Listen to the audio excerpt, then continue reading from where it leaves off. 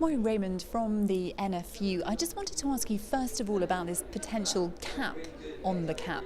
For Britain's biggest farms, what would that actually mean, do you think? Well, it would be grossly unfair because there has been a greater restructuring of agriculture or farms within the UK than any other country. So our average farm size would be larger than the rest of our European colleagues. So if there was a consideration of a cap on the support payments, well, it would disadvantage our members and our producers, and that to me is totally unacceptable. I mean, I think in particular of the grain sort of farms in the east of the country. Would they be the ones you'd be particularly worried about?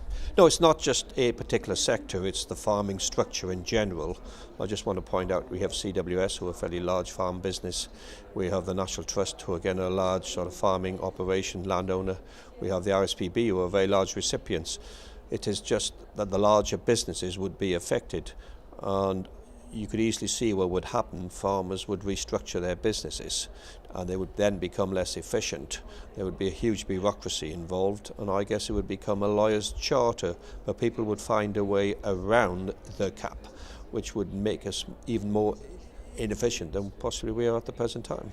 I mean, is the irony really that this would penalise the most efficient producers? It would penalise the people and the countries where the restructuring has happened, and restructuring of farming has been taking place for the last 50 to 60 years.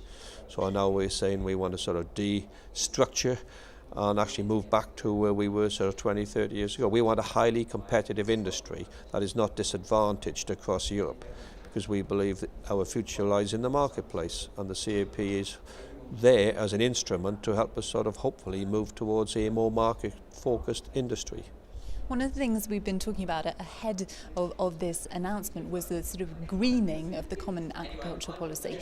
What have you seen of what's going to be sort of happening to do with environmental issues, and do you have concerns? I'm not too certain on what is going to be announced today as far as the greening. They talk of Pillar 1.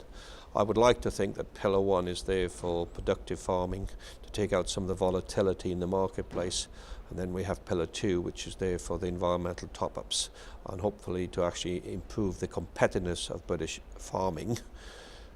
So we wait and see on this one. I just hope that we end up with a more common agricultural policy rather than a social policy. And from some of the rumours that I'm hearing this morning, this to me smacks more of a social policy than an agricultural policy, and that cannot be the way forward.